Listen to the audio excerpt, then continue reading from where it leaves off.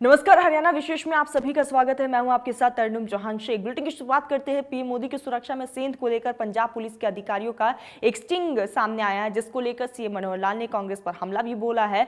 और सीएम मनोहर लाल ने कहा है कि पीएम मोदी जी की जान को खतरे में डाला गया है। मैं इसकी घोर निंदा करता हूं। Supreme court justice Indu Malhotra की कमेटी की रिपोर्ट से सच्चाई सामने आ जाएगी। जो वीडियो जारी की है और जो स्टिंग ऑपरेशन किया है, जिसके अंदर एसएचओ स्पष्ट बता रहे हैं कि हमारे पास एकदम निर्देश आ गए थे और वो निर्देश ऐसे थे कि जो भीड़ है उसको जाने नहीं देना, रास्ते सारे जो है बंद करने हैं।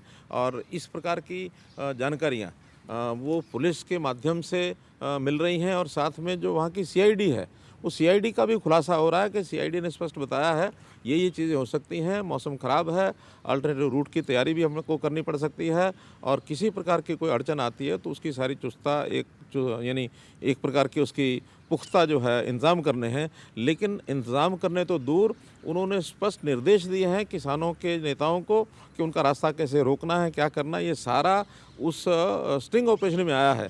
ये बहुत ही एक घिनौनी हरकत पंजाब सरकार की ओर से की गई है। प्रधानमंत्री जैसे व्यक्तित्व की जान को खतरे में किस प्रकार से डाला गया है, इसकी घोर निंदा पहले भी मैंने की है, आज मैं फिर निंदा कर रहा हूं।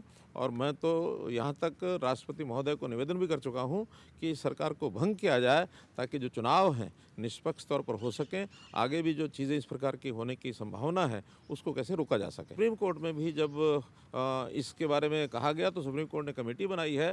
जस्टिस इंदु मल्होत्रा की देखरेख में ये कमेटी बनी है 5 लोगों की, और ये कमेटी बहुत जल्दी रिपोर्ट देगी। निश्चित रूप से जो सच्चाई है वो सामने आएगी और सच्चाई आने के बाद पंजाब के जो मुख्यमंत्री हैं चन्नी जी और कांग्रेस सरकार, उनका जो पटाक्षेप होगा और इसका एक घिनौना हरकत जो हुई है इसकी निंदा जितनी की जाए उतनी कम है। और जैसे ही सुप्रीम कोर्ट की रिपोर्ट आएगी सच सामने निश्चित रूप से आएगा। प्रधानमंत्री चाहे वो राष्ट्रीय कार्यक्रमों में जाएं, किसी प्रदेश के कार्यक्रम में जाएं, वो तो बहुत बड़े जो प्रायोजन थे उनके शिलान्यास और उद्घाटन के लिए वहाँ जा रहे थे। हज़ारों करोड़ रुपए के जो प्रोजेक्ट हैं जनता को समर्पित करने जा रहे थे। और उसमें अगर जनता बुलाई भी जाती है तो जनता आखिर जो जनप्रिय नेता हैं उनको जनता सुनने के लिए जाती है, तो उसमें कोई आपत्ति नहीं है, आपत्ति होनी भी नहीं चाहिए। वहाँ पर भीड़ जो है बहुत भारी भीड़ जुटने वाली थी, लेकिन इससे घबरा करके, क्योंकि शासन जो है सरकार का होता है वो उसका दुरुपयोग करने का जो ठान लेते हैं तो दुरुपयोग उन्होंने किया। प्रधानमंत्री जाएंगे, वो राजनीतिक कार्यक्रमों में भी जा सकते हैं, वो शासकीय कार्यक्रमों में भी जा सकते हैं, प्रधानमंत्री की रोक नहीं है। लेकिन प्रधानमंत्री प्रधानमंत्री हैं। प्रधानमंत्री कहीं भी किसी भी पर्पस से जाएँ, उनकी रक्षा सुरक्षा करना ये प्रदेश सरकार का काम होता है। पंजाब सरकार इसमें विफल रही है, निश्चित विफल रही है, इसमें कोई दो राय नहीं। खबरों में आगे बढ़ते हैं। 5 जनवरी को पंजाब के फिरोजपुर में पीएम मोदी की सुरक्षा में हुई चूक मामले पर सियासत थमती नहीं दिख रही है। जहां एक तरफ सुप्रीम कोर्ट ने मामले में जांच के लिए 5 सदस्यीय कमेटी का यहां पर गठन किया है, तो वहीं बीजेपी कार्यकर्ता घटना को लेकर लगातार कांग्रेस पर निशाना साध रहे हैं। इसी सिलसिले में करनाल जिला सचिवालय के बाहर भाजपा ओबीसी मोर्चा ने धरना प्रदर्शन किया।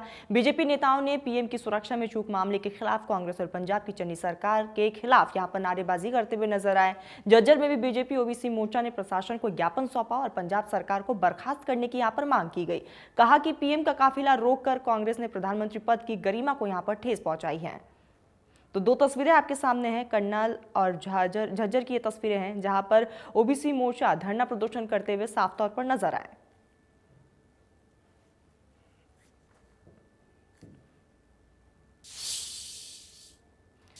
केंद्रीय स्वास्थ्य मंत्रालय ने कोरोना के बढ़ते मामलों को लेकर प्रेस कॉन्फ्रेंस की। इसमें मंत्रालय के संयुक्त सचिव लव अग्रवाल ने कहा है कि महाराष्ट्र, पश्चिमी बंगाल, दिल्ली, तमिलनाडु, कर्नाटक, उत्तर प्रदेश, केरल और गुजरात में कोरोना के मामले लगातार फैलते जा रहे हैं और इसीलिए ये चिंता का विषय भी है। हालांकि ओमिक्रॉन वेरिएंट के प्रयास पर स्वास्थ्य मंत्रालय की तरफ से 2 अच्छी खबरें भी सामने आई हैं। आपको बता दें कि जिस तरीके से आंकड़े लगातार बढ़ रहे हैं और ऐसे में ये चिंता की बात भी साफ तौर पर नजर आ रही है। अगर हम पूरे विश्व का सिनेरियो देखें तो हम पाते हैं कि पूरे विश्व में काफ़ी अधिक संख्या में कोविड-19 के केसेस आ रहे हैं।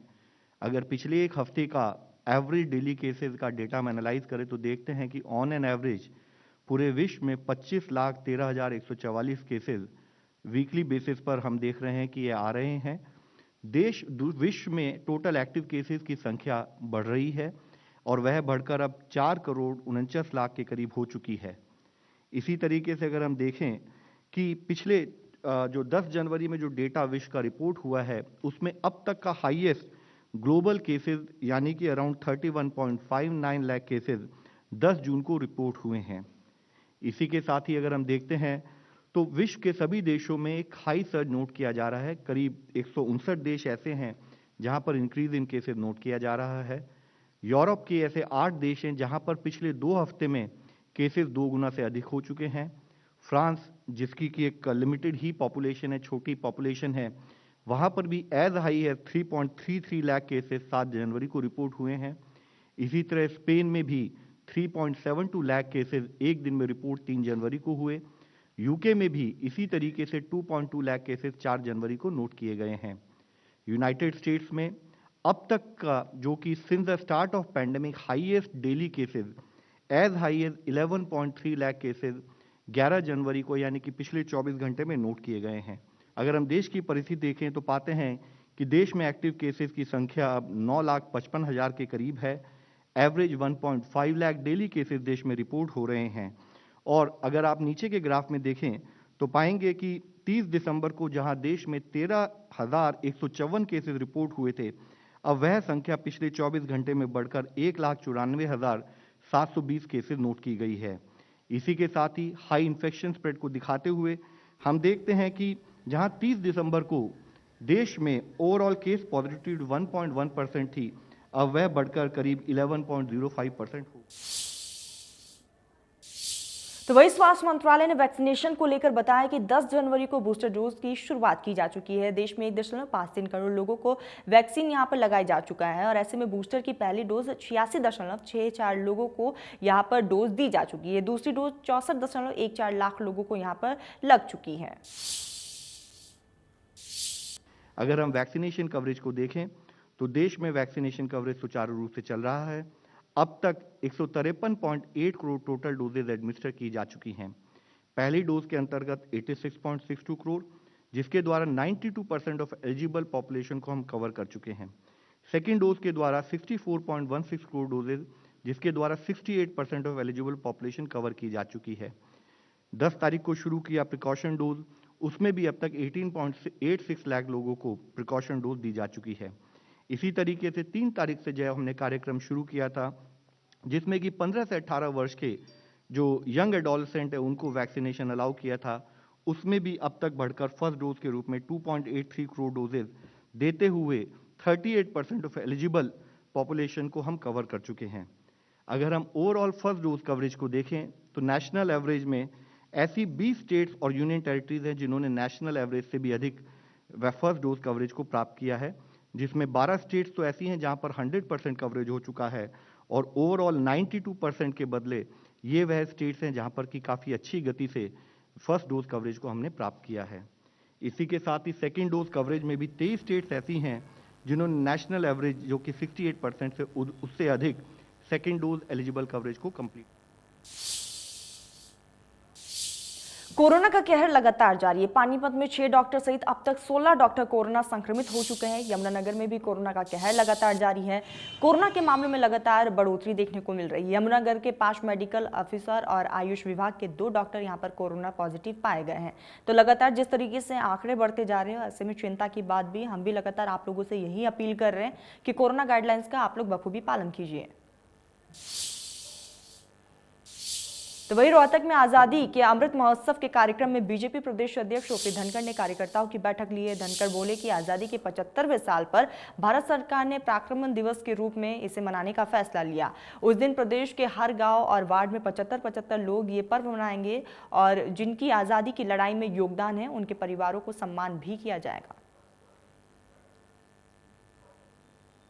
भारत सरकार ने जिसको पराक्रम दिवस घोषित किया है, उस दिन हर पंचायत में और हर वार्ड में आज़ादी का 75वां साल है, इसलिए 75 लोगों के साथ आज़ादी का अमृत महोत्सव का कार्यक्रम उन शहीदों का परिवारों के लोगों का सम्मान करते हुए, क्योंकि आज उनमें से अधिकांश नहीं है, समय बहुत हो गया है, तो उनके परिवारों का सम्मान करते हुए आज़ाद हिंद फौज के गीत, आज़ाद हिंद फौज के तराने गाने हैं और वंदे मातरम करना है, तिरंगा लगाकर करना है। और इस तरह से हम उस दिन 7800 से ज़्यादा स्थानों पर वार्ड और पंचायतें मिलाकर जो उनकी संख्या है लगभग 6 लाख लोग इस कार्यक्रम में सहभागी होंगे 75-75 अपने स्थानों से, और आज़ाद हिंद फौज के तराने और उनके कंट्रीब्यूशन को, योगदान को याद करेंगे। नेताजी सुभाष चंद्र बोस का योगदान, आज़ाद हिंद फौज के जो 26,000 लोग बलिदान हुए उनका योगदान, और हरियाणा के जो लोग उसमें शामिल थे उनके सबके योगदान की चर्चा। बीजेपी के प्रदेश अध्यक्ष ओम प्रकाश धनखड़ ने आजादी की लड़ाई को लेकर कांग्रेस पर बड़ा निशाना साधते हुए कहा कि कांग्रेस का आजादी की लड़ाई में कोई भी योगदान नहीं था, ना ही तो किसी कांग्रेस के कार्यकर्ता को सजा हुई और ना ही किसी का फांसी हुआ। देश के इतिहास में जिक्र है ये बात, लेकिन कांग्रेसी तो ठीक ठाक रहे, राज ले गए। 10 लाख लाशें बची विभाजन के कारण, 1.5 करोड़ लोग शरणार्थी हुए, 10,000 घरों की असमत लूटी गई, एक दूसरा एक बोलो का। ये विभाजन की कीमत थी। रेड क्लिफ नाम का रजिस्टर आया था लाइन खींचने के लिए भारत और पाकिस्तान के बीच की। जब वो वापस किया तो वहां उसका सम्मान हुआ। पत्रकारों ने उससे पूछा कि क्या आप कभी फिर भारत पाकिस्तान जाओगे? उन्हें कहा जिंदगी में कभी नहीं जाऊंगा। उनसे पूछा क्यों? मैं ऐसा पाप करके आया हूं, 8 करोड़ लोग मुझे बंगाल और पंजाब के दरखास्त लेकर ढूंढ रहे हैं, मैं उनका सामना नहीं कर सकता। अरे कांग्रेस की तो अंतरिम सरकार थी उसकी। नेहरू जी तो वायसराय के बहुत नजदीक थे, और वायसराय की उनकी पत्नी के भी बहुत नजदीक थे। इतिहास बताता है, मैं तो आपने पैदा हुआ पैसा लेडी माउंट बेटन की एडरीना के लिए नजदीक थे, ये इतिहास में बताया है। तो क्या वो भगत सिंह के गांव को भारत में नहीं ला सकते थे? क्या भगत सिंह को जिस जेल में फांसी हुई वो भारत में नहीं आ सकता था? इसलिए नेताजी सुभाष चंद्र बोस ने कहा कि ये बस आजादी के वो जो स्वर्णिम प्रश्न है। खबरों में आगे बढ़ते हैं। नेताजी सुभाष चंद्र बोस की जयंती पर प्रदेश में 7500 बूथों पर कार्यक्रम होगा। हर बूथ पर 75 कार्यकर्ता हिस्सा लेंगे। भिवानी महेंद्रगढ़ के सांसद धर्मवीर सिंह ने इंडिया न्यूज से खास बातचीत की। क्या कुछ कहा उन्होंने, हम आपको सुनाते हैं। हरियाणा बीजेपी के द्वारा 23 तारीख को पूरे प्रदेश में नेताजी सुभाष चंद्र बोस जयंती का आयोजन किया जाएगा, और इसको लेकर आज भिवानी में एक बैठक आयोजित की गई थी, जिसमें सांसद के अलावा अगर बात करें विधायक और साथ ही साथ बीजेपी प्रदेश अध्यक्ष ने भी शिरकत की थी। प्रखर सांसद बीजेपी की अगर बात करें भिवानी महेंद्रगढ़ के सांसद धर्मवीर सिंह हमारे साथ हैं। सर, एजेंडा क्या था इस मीटिंग का, क्योंकि बात करें 23 तारीख को लेकर के खासतौर पर मीटिंग आयोजित की गई थी, किस तरह की तैयारी? माननीय अध्यक्ष जी ने, और ख़ासकर 23 जनवरी को के सुभाष जयंती है, और ये कोई आज से नहीं है, 125 साल हो जाएंगे।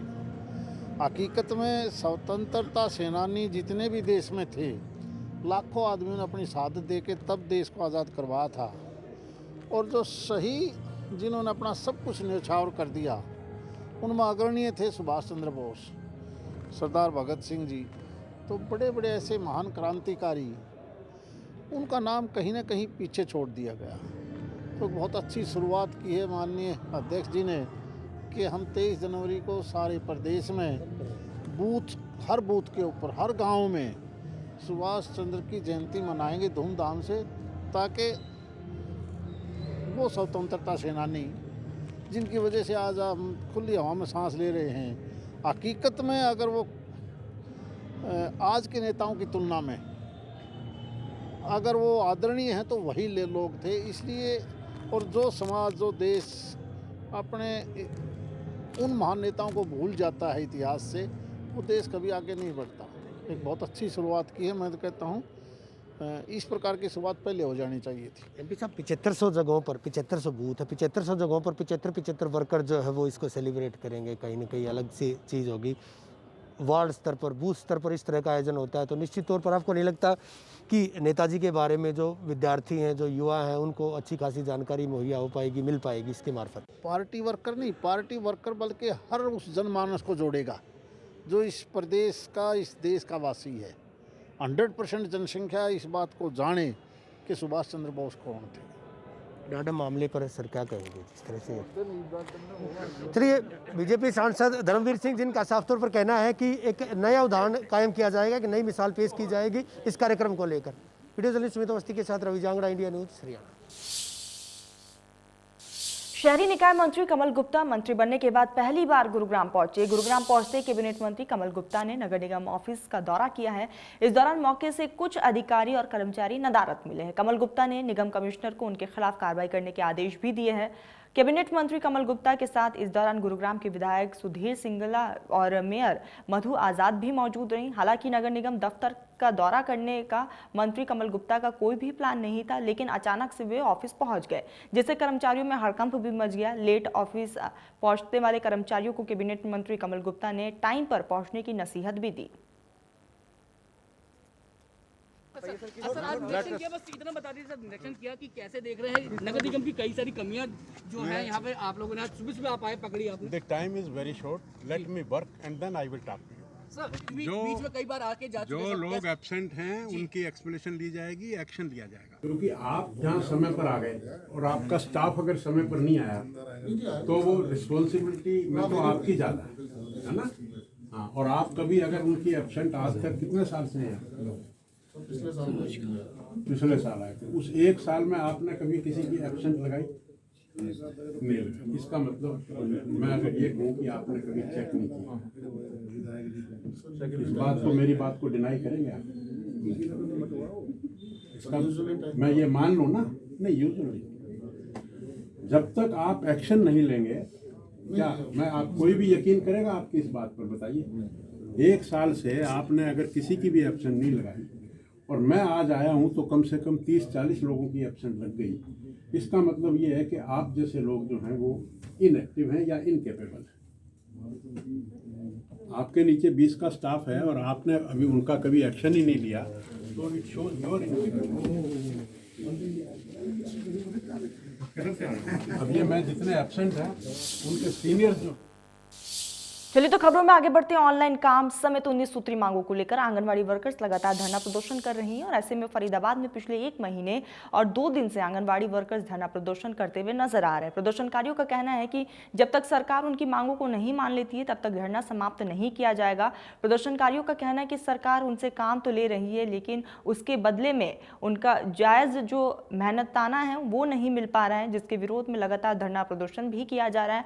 आंगनवाड़ी कार्यकर्ताओं ने मांग पूरी न होने पर बड़ा आंदोलन करने की यहां पर चेतावनी भी दी है। तो तस्वीरें आपके सामने हैं, फरीदाबाद, करनाल, फतेहाबाद और भिवानी की तस्वीरें हैं जहां पर आंगनबाड़ी वर्कर्स लगातार प्रदर्शन करते हुए नजर आए। तो वही भिवानी में आंगनबाड़ी कार्यकर्ता और हेल्पर्स का अपनी मांगों को लेकर धरना प्रदर्शन लगातार जारी है। आंगनबाड़ी कार्यकर्ताओं को अलग अलग संगठनों का भी समर्थन मिल रहा है। जेल भरो आंदोलन चलाया गया है प्रदेश भर के आंगनबाड़ी वर्कर्स के द्वारा, हेल्पर्स के द्वारा। आज इसी तरह से जो है जेलें भरी जा रही हैं।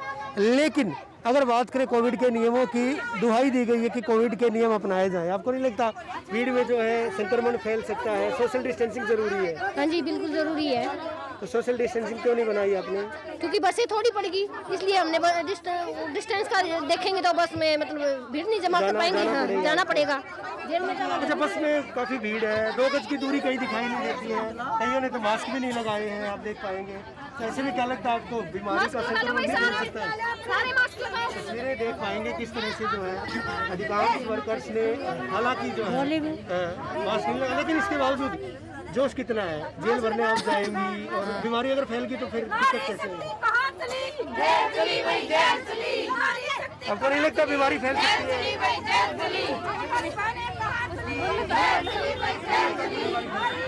हमारी मांगे पूरी करो, फिर हम अनुशासन में रहेंगे। हमारी मांगे पूरी करो, फिर हम अनुशासन में रहेंगी। हमारी मांगे पूरी करो, फिर अनुशासन में रहेंगी हम। देखिए, मांगों का हवाला दिया गया है। इनका साफ तौर पर कहना है कि अगर इनकी मांगे मानी जाएंगी तभी कोविड के नियमों का भी पालन किया जाएगा। ऐसे में जब कोविड के नियमों की बात कहीं न कहीं आती है तो उनकी भी यहाँ पर धज्जियाँ उड़ती देखी जा रही हैं कोविड के लिए। हालांकि ना मास्क जरूरी माना जा रहा, ना ही इनके द्वारा कहीं न कहीं सोशल डिस्टेंसिंग को तवज्जो दी जा रही है। और वजह यही है कि बिना कोविड के नियमों को माने, हालांकि पुलिस लगातार इस बात में लगी है, इस जुगत में है कि तमाम जो कायदगियाँ हैं, अगर सोशल डिस्टेंसिंग की बात करें, कोविड के नियमों की बात करें, उनको निभाया जाए। लेकिन इसके बावजूद जो है साफ तौर पर कह चुकी है जो तमाम वर्कर हैं कि अगर उनकी मांगें मान ली जाती हैं तो तमाम कायदगियाँ वो भी निभाएंगी। वीडियो जर्नलिस्ट सुमित अवस्थी के साथ रवि जांगड़ा, इंडिया न्यूज़। हरियाणा विशेष में फिलहाल बस इतना ही। देश प्रदेश की तमाम बड़ी खबरों के लिए आप देखते रहिए इंडिया न्यूज हरियाणा।